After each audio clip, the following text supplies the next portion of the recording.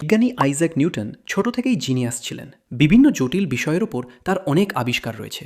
এর মধ্যে অন্যতম আবিষ্কার হল তিনিই প্রথম প্রমাণ করেছিলেন যে সূর্যের সাদা রং আসলে 7টি রঙের সমষ্টি। তিনি এই পরীক্ষাটি প্রমাণ করতে একটি প্রিজম ক্রয় করেন।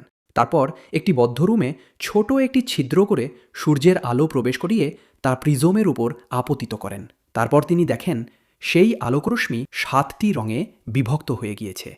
অন্য কেউ হলে হয়তো এই পরীক্ষাটি করে থেমে যেতেন, কিন্তু নিউটন চিন্তা করলেন, যদি সাদা আলো থেকে 7টি রং পাওয়া যায়, তবে 7টি রং একত্রে করলে সাদা রং পাওয়ার কথা।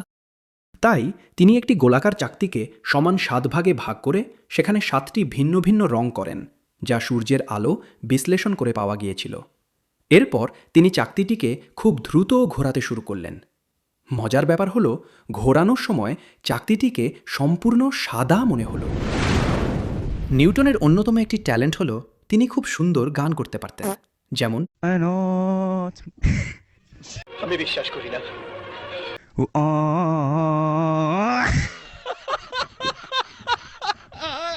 দয়া করে কেউ ভিডিওটি সিরিয়াসলি নেবেন না। এমন আরও ইন্টারেস্টিং কন্টেন্ট পেতে চ্যানেলটির সাথে থাকুন।